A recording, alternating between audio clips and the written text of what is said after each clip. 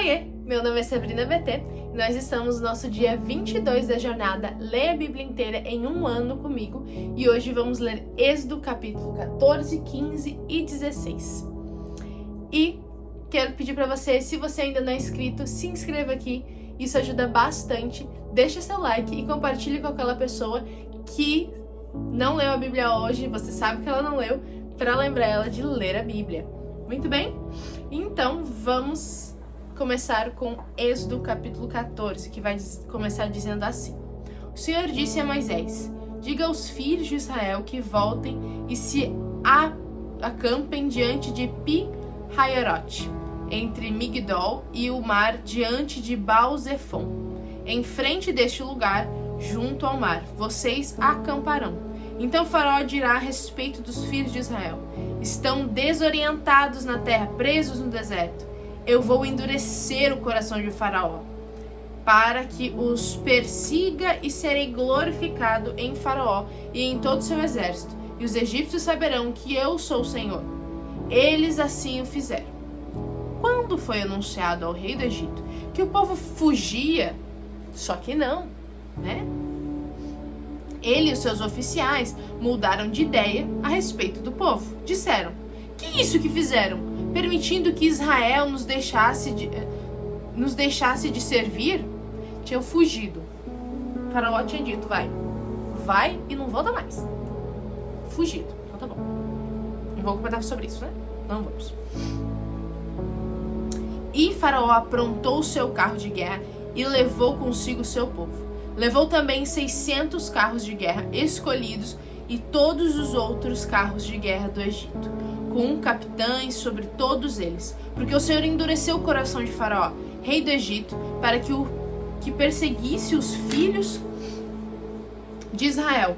Porém, os filhos de Israel saíram marchando corajosamente. Por quê? Porque Deus tinha mandado, entendeu? Quem vai na obediência marcha corajosamente, entendeu? Os egípcios os perseguiram com todos os cavalos e carros de guerra de Faraó, e os seus cavaleiros e os seus exércitos, e os alcançaram, acompanhados junto ao mar, perto de Pi-Hahirote, diante de Baal-Zephon. E chegando Chegando Faraó, os filhos de Israel levantaram os olhos, e eis que os egípcios vinham atrás deles, e ficaram com muito medo. Então os filhos de Israel clamaram ao Senhor, disseram a Moisés: será que foi por não haver sepulturas no Egito que você nos tirou de lá para que morramos nesse deserto? Porque agora é Moisés que está tirando eles. Tá vendo a mentalidade do povo? Achar um culpado. Então a culpa é de Moisés, porque foi Moisés que tirou, sendo que quem tirou o povo de lá foi Deus. Mas, então, tá bom, né? O que foi que você fez conosco, tirando-nos do Egito, salvando vossas vidas, tirando da escravidão apenas? Não foi isso que pedimos a você no Egito? Deixe-nos em paz para que sirvamos os egípcios. Mas eles estavam reclamando. A gente é tão povo de Israel às vezes, né? Eu tô falando aqui, ó, e minha mente já tá rebatendo. Hipócrita, fica quieta. Você faz isso, ó. Então, vamos seguir. Assim que o bagulho vai ficar feio. Pois teria sido melhor para nós servir os egípcios do que morrer no deserto.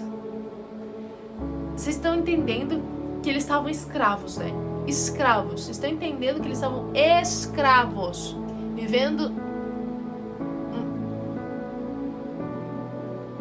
A gente às vezes é muito ingrato, né? Pô, a gente era escravo do pecado. Aí Deus fala que vai fazer uma obra gloriosa na nossa vida. A gente vê isso bem adiante da palavra. E aí a gente faz o quê? Ai, era melhor ter servido.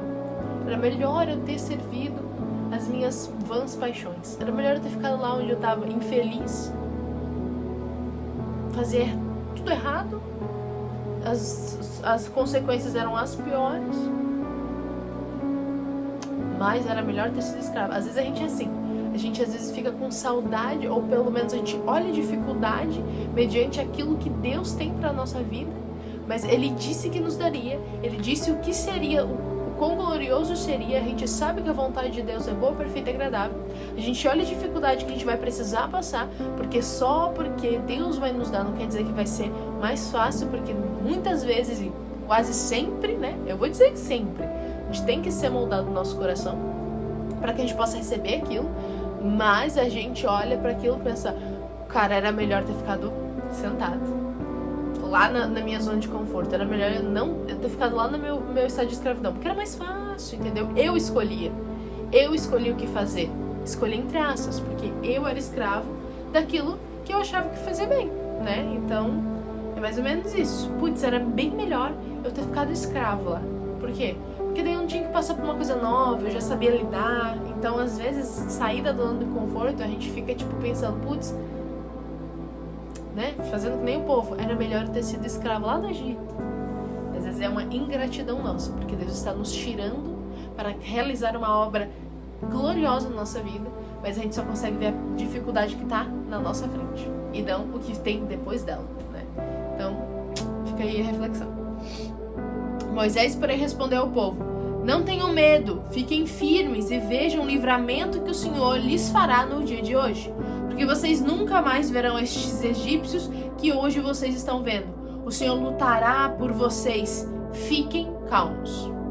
O Senhor disse a Moisés: por que você está clamando a mim? Diga aos filhos de Israel que marchem. E você levante o seu bordão e estenda a mão sobre o mar. As águas se dividirão para que os filhos de Israel passem no meio do mar em seco.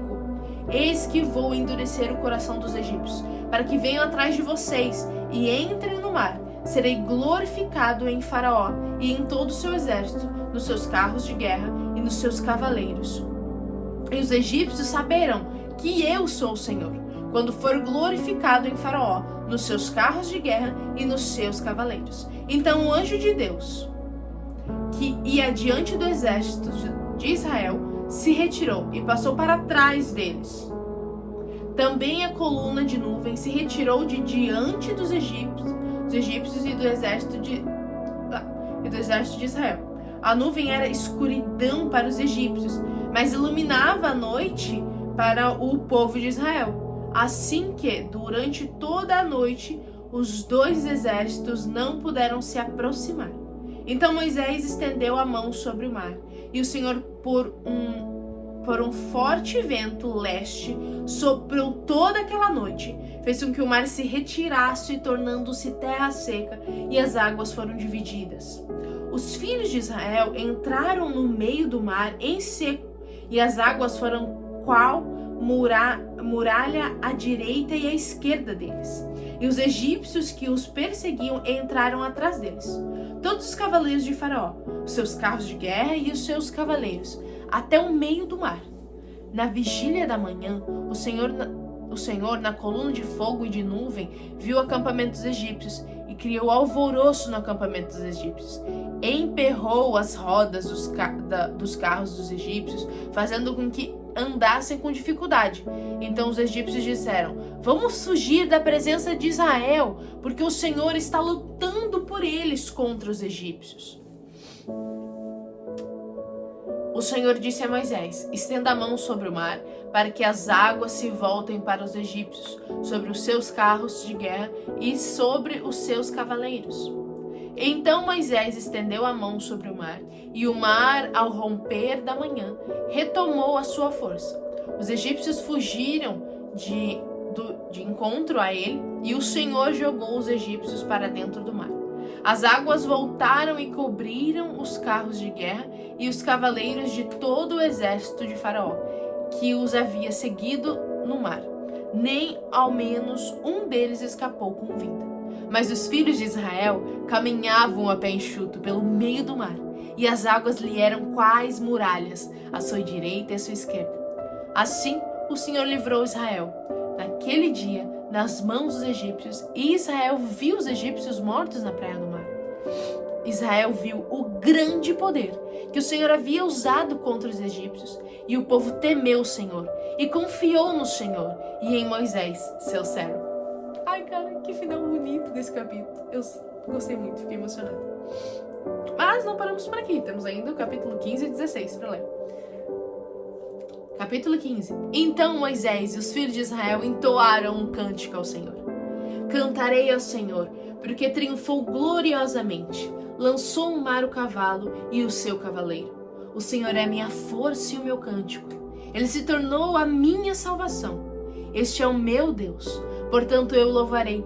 Ele é o Deus de meu pai, por isso o exaltarei. O Senhor é homem de guerra. O Senhor é o seu nome. Lançou no mar os carros de Faraó e seu exército, e os seus capitães afogaram-se no mar vermelho. As águas profundas os cobriam. Desceram às profundezas como pedra.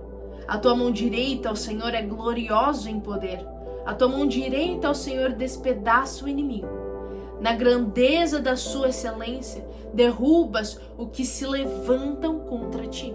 Enviaste o teu furor, que os consome como palha. Com o esopo das tuas narinas, amontoaram-se as águas.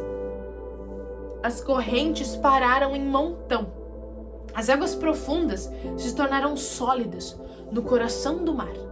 O inimigo dizia: perseguirei, alcançarei, repartirei os despojos, e a minha alma se fartará deles. Arrancarei a minha espada e a minha mão os destruirá.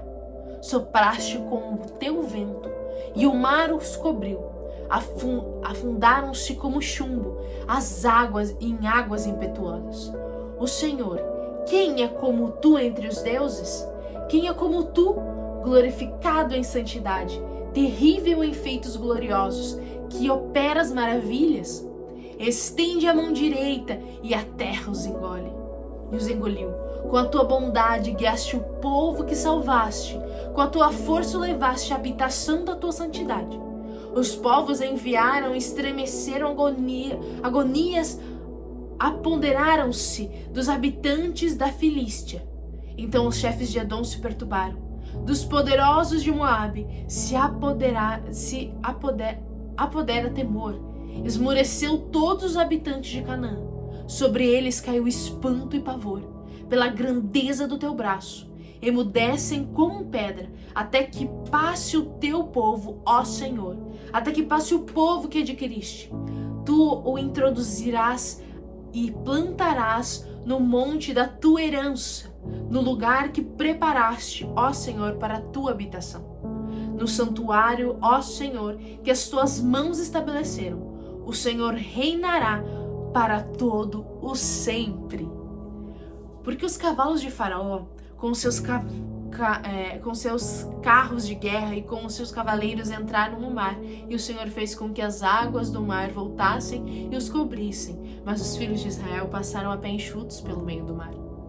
A profetisa Miriam, irmã de Arão, pegou um tamborim e todas as mulheres saíram atrás dela com tamborins e com danças. E Miriam lhes respondia: cantem ao Senhor, porque triunfou gloriosamente e lançou no mar o cavalo e o seu cavaleiro. Moisés fez o povo de Israel partir do Mar Vermelho e eles foram para o deserto de Sur. Caminharam 3 dias no deserto e não acharam água. Por fim, chegaram a Mara. No entanto, não puderam beber a água de Mara, porque eram amargas. Por isso, naquele lugar foi chamado de Mara. E o povo murmurou contra Moisés, dizendo: o que vamos beber? 3 dias depois de tudo isso, tá? Então Moisés clamou ao Senhor, e o Senhor lhe mostrou um pedaço de madeira. Moisés jogou a madeira nas águas, e as águas se tornaram doces. Ali o Senhor lhes deu estatutos e uma ordenança, e ali os provou e disse: se vocês ouvirem com atenção a voz do Senhor seu Deus, fizerem o que é reto diante dos seus olhos, derem ouvidos aos seus mandamentos e guardarem todos os seus estatutos, nenhuma enfermidade virá sobre vocês das que enviei sobre o Egito, pois eu sou o Senhor, aquele que cura vocês. Então chegaram a Elim, onde havia 12 fontes de água e 70 palmeiras, e acamparam junto das águas. E agora, capítulo 16. Partiram de Elim, e toda a congregação dos filhos de Israel veio para o deserto de Sim, que está entre Elim e Sinai, nos 15 dias do segundo mês. Depois que saíram da terra do Egito, toda a congregação dos filhos de Israel murmurou contra Moisés e Arão no deserto. E os filhos de Israel disseram a Moisés e Arão: quem nos dera tivéssemos morrido pela mão do Senhor na terra do Egito, quando estávamos sentados junto às palmeiras de carne, junto às panelas de carne, comíamos pão à vontade.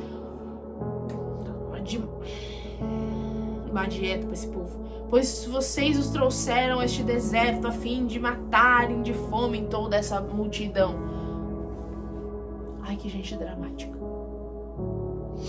Então o Senhor disse a Moisés: eis que farei chover. Ai, que misericórdia de Deus, hein? Putz, ele não dá. O povo dá ingratidão e Deus não devolve misericórdia. Mas que Deus bom, cara, que não consigo. Eu confessar que não consigo. Que complicado. Que situação complicada. Mas Deus se prova muito bom. Então o Senhor disse a Moisés: eis que farei chover do céu pão para vocês.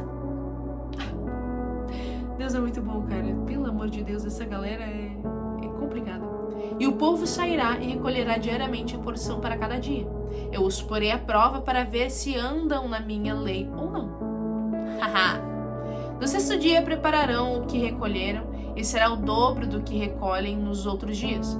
Então Moisés e Arão disseram a todos os filhos de Israel: hoje à tarde vocês saberão que foi o Senhor que os tirou da terra do Egito, e pela manhã vocês verão a glória do Senhor, porque ele ouviu as murmurações de vocês contra o Senhor. O Senhor ouviu a murmuração de vocês contra ele mesmo, tá bom? Só para deixar claro, Deus está ouvindo. Pois quem somos nós para que vocês fiquem murmurando contra nós? Ai, peraí. Problemas técnicos. Virei, consegui. Moisés continuou: isso acontecerá quando o Senhor, à tarde, lhes der carne para comer, e pela manhã pão à vontade, porque o Senhor ouviu as murmurações com que vocês se queixaram contra ele. Pois quem somos nós? Vocês não estão murmurando contra nós, mas contra o Senhor. Entendeu? Entendeu?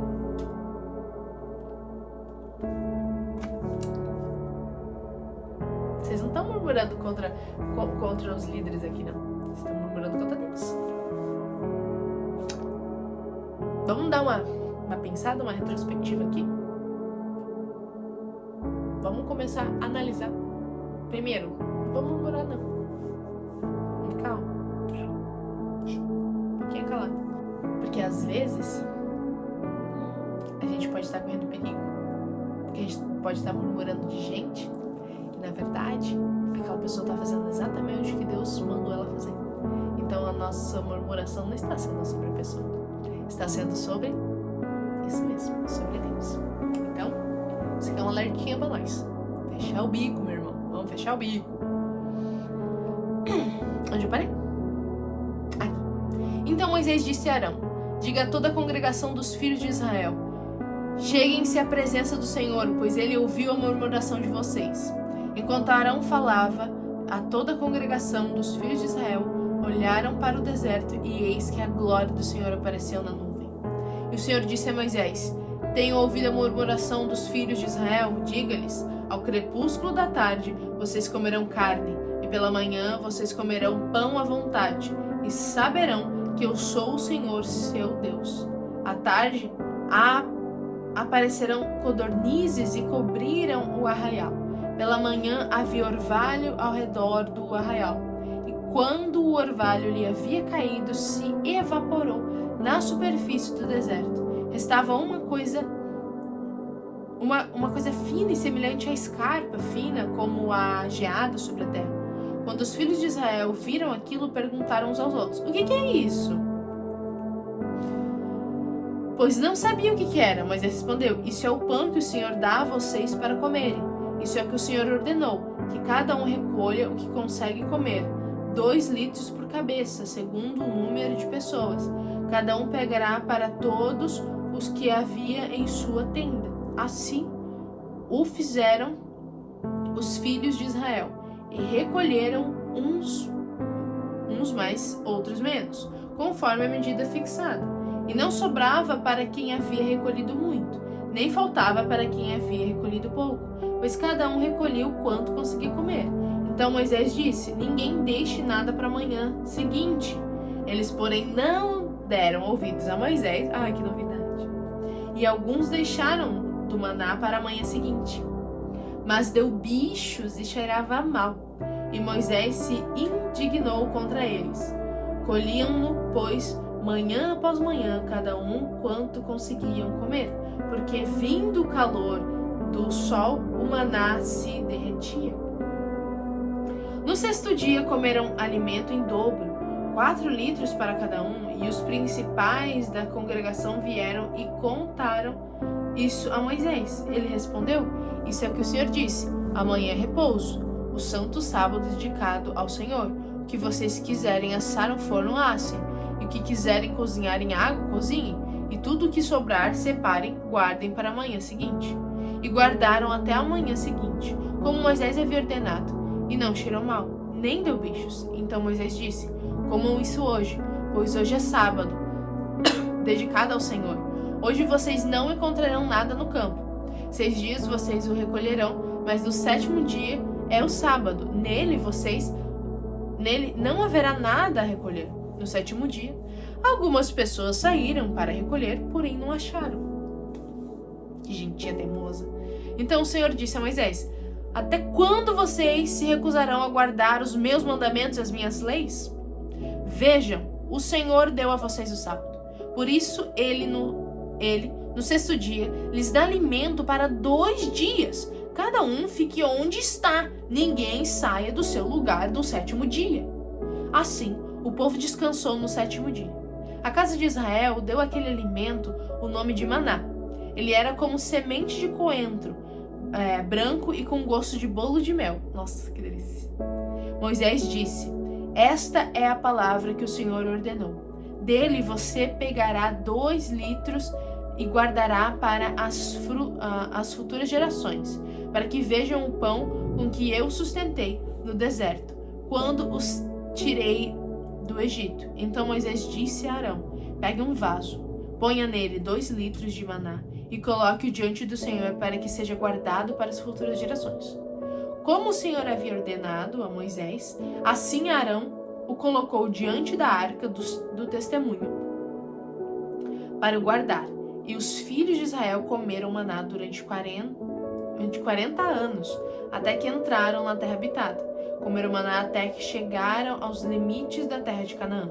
A porção de maná para cada pessoa era 1/10 da medida padrão, que tinha 20 litros. E é isso, e esse foi o nosso dia 22. Eu queria que você deixasse aqui nos comentários qual foi a parte que você achou mais interessante e até a parte mais indignante, né? Porque quando a gente começa a falar sobre o povo do deserto, não sei vocês, mas eu começo a ficar super irritada, porque eu começo a ver as atitudes deles e começa a me dar bastante irritação. Mas a gente sabe que tem muita coisa das atitudes deles que a gente pode refletir pra nós e pensar: pois é, às vezes eu faço isso com bastante frequência. Então, fica aí também pra gente dar essa refletida. Mas comenta aqui que eu vou gostar muito de saber aí quais são as percepções de vocês. E é isso, um beijo da Sá e até amanhã!